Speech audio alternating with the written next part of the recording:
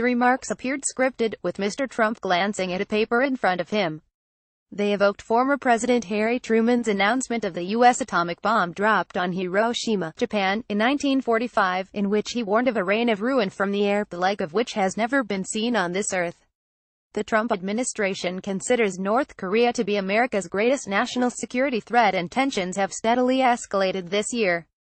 Pyongyang responded angrily to the United Nations Security Council's adoption this weekend of new, tougher sanctions spearheaded by Washington, following groundbreaking long-range missile tests last month that showed the North could potentially reach the continental United States with its missiles. The newly revealed U.S. intelligence assessment indicates those missiles can carry nuclear warheads. Condemning the UN sanctions, the North warned, "We will make the U.S. pay by 1,000-fold for all the heinous crimes it commits against the state and people of this country." For North Korea, having a nuclear-tipped missile that could strike America would be the ultimate guarantee against invasion by its superpower adversary, and is an ambition decades in the making. The secrecy of the North's nuclear program and the underground nature of its test explosions make it very difficult to properly assess its claims, but the new assessments from Japan and the U.S. suggest that doubts over the North's abilities are receding. In an annual report, Japan's defense ministry on Tuesday concluded that it is possible that North Korea has achieved the miniaturization of nuclear weapons, and has developed nuclear warheads. Japan, a key U.S. ally, is a potential frontline target of North Korean aggression. It is unclear how North Korea's new capabilities will immediately affect how the U.S. approaches the country's regular missile launches and occasional nuclear tests.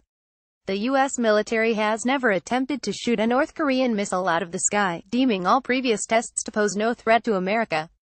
But the U.S. could consider military action if the threat perception changes. Last month's tests of intercontinental ballistic missiles highlighted the growing threat.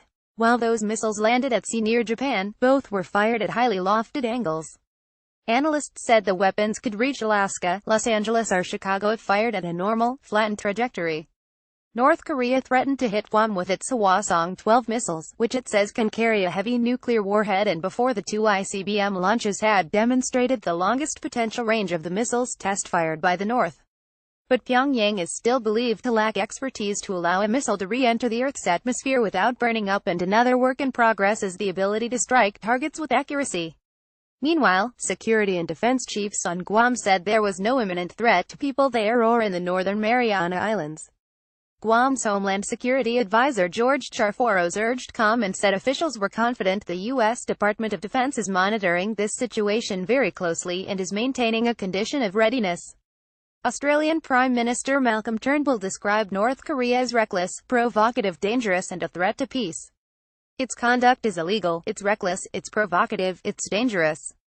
And it threatens the peace of the region, the peace of the world. Mr. Turnbull said a conflict with North Korea would be shattering and have catastrophic consequences. He said the global community was united in seeking to impose the maximum economic pressure on North Korea to bring them to their senses without conflict. South Korea's Unification Ministry, which deals with matters related to North Korea, said the North's army statement hurt efforts to improve inter-Korean relations. Ministry spokesman Paek Tae-hyun said Seoul remained committed to both dialogue and sanctions for solving the North Korean nuclear problem, and called for Pyongyang to stop its provocations.